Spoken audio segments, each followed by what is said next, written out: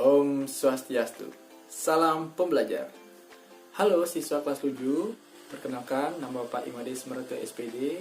Bapak merupakan guru IPA untuk kelas 7A sampai dengan kelas 7F. Baik, untuk pertemuan kita yang pertama kali ini, Bapak akan memberikan pengenalan awal dan mungkin sedikit masuk ke materi di bab 1 nantinya ya. Nah, untuk pengenalan awal ada 3 aspek yang akan Bapak terangkan di sini. Yang pertama mengenai materi pembelajaran, yang kedua mengenai penilaian pembelajaran, dan yang ketiga mengenai teknis pembelajaran IPA dalam PJJ atau pembelajaran jarak jauh. Nah, untuk materi IPA di semester 1 ada 6 bab. Bab pertama itu objek IPA dan pengamatannya. Bab kedua itu klasifikasi makhluk hidup. Bab ketiga, klasifikasi materi dan perubahannya. Bab keempat, suhu dan perubahannya. Bab kelima, kalor dan perubahannya. Dan bab keenam mengenai energi dalam sistem kehidupan. Nah, jadi ada 6 bab. Mungkin nanti pada penilaian tengah semester akan diambil 3 bab yang di awal, yaitu bab 1, bab 2, dan bab 3. Namun nanti sesuai dengan situasi atau kondisi yang akan berlangsung. Nah, untuk penilaian itu terdiri dari 3 aspek yang akan Bapak nilai, yaitu pengetahuan, keterampilan, sikap sosial, dan sikap spiritual. Untuk pengetahuan nanti nilainya Bapak akan ambil dari penugasan yang dilakukan secara offline maupun online. Di samping penugasan tentunya nanti akan ada ulangan harian yang akan dilakukan secara online. Kemudian nilainya yang lain akan diambil dari penilaian tengah semester dan penilaian akhir semester. Nah, nomor 2 itu penilaian keterampilan. Sini Bapak ambil nilai keterampilan kalian dari kesigapan kalian dalam merespon setiap materi dan tugas yang Bapak berikan. Nah, namun tidak menutup kemungkinan karena ini merupakan nilai keterampilan, itu kalian harus melakukan presentasi atau praktikum atau membuat suatu proyek tertentu. Apabila situasi memungkinkan, maka kita akan melaksanakan pembelajaran tatap muka di sekolah, yaitu melakukan praktikum atau eksperimen di lab IPA. Nomor 3 itu sikap sosial, di mana sikap sosial ini Bapak ambil dari sikap berkomunikasi dalam menggunakan grup WhatsApp seperti itu ya. Jadi karena di dalam grup WhatsApp tersebut terdapat Bapak Ibu guru, kemudian Bapak kepala sekolah. Nah, nanti bagaimana sikap kalian ketika ingin bertanya kepada Bapak Ibu guru atau teman kalian yang berada dalam grup tersebut. Jadi jaga sikap kalian. Yang keempat, sikap spiritual. Ini sikap spiritual itu berkaitan dengan keagamaan. Jadi bagaimana kalian apakah rajin bersembahyang, rajin berdoa, rajin membadan, atau memiliki sikap yang selalu bersyukur terhadap karunia yang diberikan Tuhan Yang Maha Esa. Karena di sini Bapak tidak bisa menilai sikap spiritual kalian secara online, maka Bapak akan memberikan kuesioner kepada orang tua kalian yang nantinya kuesioner tersebut yang akan digunakan Bapak sebagai acuan dalam menilai sikap spiritual kalian. Jadi sikap spiritual di sini yang menilai adalah orang tua kalian di rumah. Jadi untuk teknis pembelajaran, yang pertama pembelajaran dilakukan melalui sharing video pembelajaran seperti yang Bapak lakukan sekarang, namun tidak menutup kemungkinan seperti tadi Bapak bilang jika kondisi memungkinkan kita akan melaksanakan tatap muka di sekolah. Yang nomor 2 penugasan. Sini penugasan Bapak ambil penugasan secara offline dan secara online. Dimana secara offline berarti kalian membuat portofolio penugasan yang dibuat pada lembar kerja maupun di buku tugas kalian. Jadi yang nantinya akan dikumpulkan ketika kalian melakukan piket kelas itu ya. Dan yang terakhir penugasan online. Di sini penugasan online Bapak memakai Google Form. Kalau kalian belum mengetahui Google Form itu seperti apa, bisa ditanyakan kepada kakak kelas kalian atau browsing di YouTube seperti apa menjawab soal-soal melalui Google Form seperti itu. Baik, sekian untuk pengenalan awal. Jika kalian ada beberapa hal yang kalian belum pahami, bisa kalian tanyakan langsung di grup-grup WhatsApp yang sudah ada, ataupun melalui WhatsApp Bapak langsung ya. Kalian bisa kirimkan pertanyaan kalian langsung ke Bapak. Baik anak-anak, kita masuk sedikit ke materi di bab 1 mengenai objek IPA dan pengamatannya. Nah, lingkup materi untuk di bab 1, yang pertama itu pendidikan IPA, yang kedua pengukuran, yang ketiga besaran pokok, dan yang ketiga besaran turunan. Nah, selanjutnya Bapak sampaikan kompetensi inti dan kompetensi dasar yang terdapat di bab 1 ini, namun tidak Bapak bacakan. Kalian nanti pause video ini, kemudian kalian baca dan cermati apa saja kompetensi inti dan kompetensi dasar di bab 1 ini. Bapak lanjutkan ke tujuan pembelajaran. Untuk pertemuan yang pertama ada 3. Yang pertama, peserta didik dapat menjelaskan 3 komponen keterampilan proses atau metode ilmiah pendidikan IPA, pengamatan, inferensi, dan komunikasi berdasarkan kegiatan-kegiatan yang telah dilakukan. Yang kedua, peserta didik dapat menjelaskan kegunaan mempelajari IPA. Yang ketiga, peserta didik dapat menyebutkan objek yang dipelajari dalam IPA. Jadi ketiga ini yang harus kalian betul-betul kuasai ya selama kita belajar di pertemuan yang pertama ini. Nah, baik, mungkin di SD kalian juga sudah mempelajari mengenai IPA ya. Jadi apa sih yang dimaksud dengan IPA? Jadi IPA itu singkatan dari ilmu pengetahuan alam ya, atau lebih lanjut IPA adalah ilmu yang mempelajari tentang segala sesuatu yang ada di sekitar kita, baik makhluk hidup, biotik, dan benda mati atau abiotik. Nah, jadi orang yang mempelajari IPA atau sains dinamakan saintis ya. Jadi saintis ini yang melakukan serangkaian penelitian dengan sangat cermat dan berhati-hati ya. Jadi melalui serangkaian penelitian-penelitian yang saintis ini lakukan, maka saintis ini dapat memecahkan masalah yang berada di lingkungan kita sehari-hari ya. Jadi contohnya misalkan apa penyebab timbulnya atau munculnya pelangi. Kemudian ada permasalahan yang lain, kalian temukan mengapa kilat ya pada saat petir itu, kilat itu yang pertama kali muncul dibanding dengan suara gemuruh dari petir tersebut. Nah, itu permasalahan yang kita temui setiap hari ya. Nah, nanti para saintis ini yang melakukan penelitian, eksperimen untuk memecahkan permasalahan tersebut. Nah, pemecahan permasalahan tersebut yang nantinya akan berguna di kehidupan kita sehari-hari. Misalkan gadget yang kalian punya sekarang ya, handphone, laptop, televisi, internet, itu merupakan kemajuan teknologi hasil dari penelitian yang dilakukan oleh para ilmuwan. Begitu juga di bidang transportasi ya. Di bidang transportasi ada pesawat, kemudian ada mobil, ada sepeda motor, dan lain sebagainya. Nah, juga termasuk di bidang pertanian ya. Pak contohkan di sini, mungkin ada dari kalian yang menyukai semangka tapi tidak suka kalau semangka tersebut banyak bijinya. Nah, ada semangka yang bang biji ya. Jadi semangka ini merupakan rekayasa genetik di mana semangka ini di dalam buahnya bijinya sangat sedikit, bahkan tidak memiliki biji dalam buahnya. Nah, selanjutnya dalam mengembangkan keilmuan IPA atau dalam memecahkan permasalahan dalam kehidupan sehari-hari, menurut kalian apa langkah pertama yang ilmuwan atau saintis lakukan? Nah, coba ditebak dulu.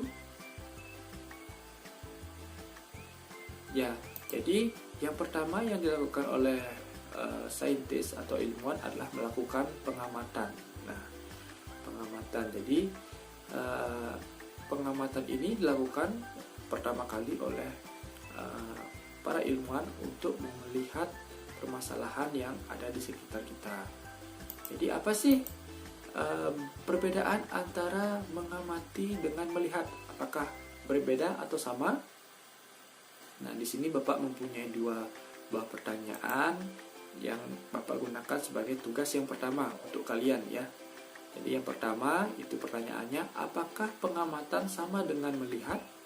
Coba dijelaskan. Kemudian yang kedua, apakah ada perbedaan mengamati dengan melihat? Nah, dijelaskan juga. Nanti kalian tuliskan di buku tugas masing-masing ya. Ya, dituliskan pemaparannya seperti apa. Jadi kalian bisa menanyakan ke orang terdekat kalian atau mencari informasinya di internet seperti itu ya. Jadi kerjakan di buku tugas kalian. Nah, jadi Pak lanjutkan. Jadi pengamatan tersebut merupakan bagian dari penyelidikan IPA ya. Jadi penyelidikan IPA itu ada 3, yaitu pengamatan, membuat inferensi, dan komunikasi. Yang pertama, pengamatan, yaitu menggunakan panca indera termasuk melakukan pengukuran dengan alat ukur yang sesuai, di mana pengamatan dilakukan untuk mengumpulkan data dan informasi. Jadi kita melakukan pengamatan tidak hanya dengan indera penglihatan kita ya. Jadi pengamatan itu dilakukan dengan indera penciuman, indera perasa, indera peraba, dan indera pendengaran kita. Di samping itu kita juga melakukan pengamatan dengan menggunakan alat ukur. Nah, misalkan kalian sedang mengamati pohon yang ada di sekitar lingkungan kalian yang baru kalian tanam ya. Jadi ada beberapa pohon yang sama. Nah, jika kalian melakukan pengamatan setiap minggunya, pohon tersebut dia akan bertambah tinggi. Nah, bertambah tingginya tidak bisa kita ketahui dengan hanya melihat saja. Jadi harus kalian ukur ketinggiannya dengan menggunakan meteran seperti itu ya. Jadi dari sana kita dapat data atau informasi apakah tumbuhan kalian tersebut tiap minggunya dapat tumbuh dengan cepat atau tidak ya, karena masing-masing tumbuhan itu memiliki kecepatan tumbuh yang berbeda-beda. Ada yang tumbuhnya cepat, ada yang tumbuhnya lebih lambat. Itu tergantung dengan gimana cara kalian merawat tumbuhan tersebut. Nah, dengan melakukan pengukuran, kalian mendapatkan informasi mana tumbuhan yang tumbuhnya lebih cepat dan mana tumbuhan yang tumbuhnya lebih lambat seperti itu ya. Kemudian yang kedua itu membuat inferensi. Membuat inferensi ini merumuskan penjelasan berdasarkan pengamatan, di mana penjelasan ini digunakan untuk menemukan pola-pola atau hubungan antar aspek yang diamati dan membuat perkiraan. Nah, seperti tadi yang Bapak contohkan, misalkan kalian menanam satu jenis pohon yang sama di lingkungan rumah kalian, kemudian kalian menemukan ada satu pohon dengan pohon yang lainnya itu memiliki kecepatan tumbuh yang berbeda. Nah, kalian bisa mencari atau menemukan hal-hal lain, misalkan apa yang menyebabkan tumbuhan tersebut laju tumbuhnya berbeda. Mungkin dari tanahnya ya, yang mungkin kalian yang satu diberi pupuk, yang satu tidak, atau dari intensitas penyiraman yang kalian lakukan, atau mungkin dari tempatnya ya, tempatnya yang satu tidak terkena sinar matahari, yang satu lagi terkena sinar matahari. Nah, dengan membuat inferensi ini kalian bisa membuat penjelasan berdasarkan pola-pola yang kalian amati sebelumnya. Apa sih yang menyebabkan tumbuhan tersebut memiliki laju pertumbuhan yang berbeda. Kemudian yang ketiga, mengkomunikasikan. Jadi mengkomunikasikan ini bisa secara lisan maupun tulisan. Lisan artinya kalian menjelaskan secara verbal, secara langsung ke audiens ya, kepada masyarakat umum, kepada teman kalian atau orang lain di sekitar kalian. Kemudian ada secara tulisan, jadi kalian membuat jurnal membuat tulisan perkembangan ya dari apa yang kalian sudah amati ya, kemudian dari apa yang kalian diferensikan tadi.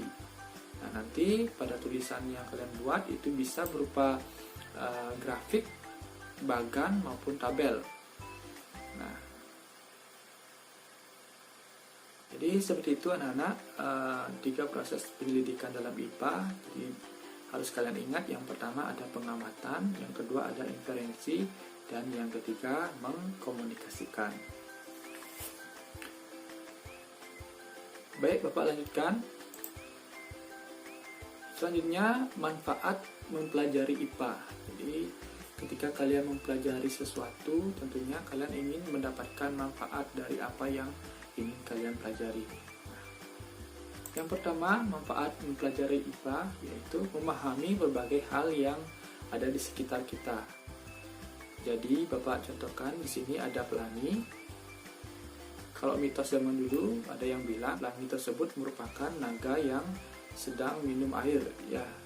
Nah, itu merupakan mitos. Jadi kebenarannya pelangi itu terjadi karena adanya pembiasan cahaya yang melewati 2 medium dengan kerapatan yang berbeda-beda ya. Kemudian adanya siang dan malam. Nah, mungkin kalian sudah ketahui kalau siang dan malam itu diakibatkan karena rotasi bumi, yaitu perputaran bumi pada porosnya. Nah, itu yang pertama, manfaat mempelajari IPA. Kemudian yang selanjutnya, dapat berpikir logis dan sistematis. Ya, jadi berpikir logis artinya kita dapat berpikir sesuai dengan fakta-fakta yang kita temui di lingkungan kita sehari-hari. Kemudian dapat menyelesaikan masalah. Ya, jadi dalam mempelajari IPA kita dapat menyelesaikan masalah-masalah yang ada di lingkungan kita sehari-hari. Misalkan Bapak contohkan di sini, misalkan suatu desa yang tidak teraliri aliran listrik. Nah, kalian bisa membuat pembangkit listrik tenaga air. Kemudian apabila kalian kesulitan dengan air bersih atau air di rumah kalian keruh, kalian bisa menggunakan atau membuat alat penjernih air ya. Nah, selanjutnya untuk meningkatkan kualitas hidup. Nah, setelah kalian mempelajari IPA, kalian dapat menyelesaikan masalah-masalah yang kalian hadapi di dalam kehidupan kalian sehari-hari. Kalian dapat meningkatkan kualitas hidup kalian, dimana misalkan dengan mempelajari IPA kalian ketahui kalau lingkungan di sekitar kita ini tidak hanya makhluk hidup yang berukuran besar ya, tapi juga makhluk hidup yang berukuran mikro, misalkan bakteri. Nah, bakteri ini ada yang bersifat jahat dan ada yang bersifat baik. Nah, untuk yang bersifat jahat tentunya akan merugikan bagi tubuh kita. Jadi pada saat kita beraktivitas, tentunya bakteri tersebut akan ada menempel pada tubuh kita, terutama pada tangan kita. Maka sebelum kita makan, kita harus membiasakan mencuci tangan dengan bersih sebelumnya ya. Atau dengan kita mempelajari IPA, kita tahu lingkungan di sekitar kita itu ada tumbuhan yang memang dapat tumbuh dengan baik. Jadi tidak semua tumbuhan dapat hidup dengan baik di lingkungan yang sama ya.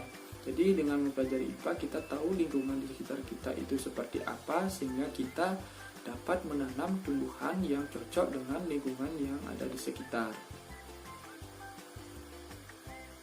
Selanjutnya, objek yang dipelajari dalam IPA itu adalah seluruh benda di alam dengan segala interaksinya untuk dipelajari pola-pola keteraturannya.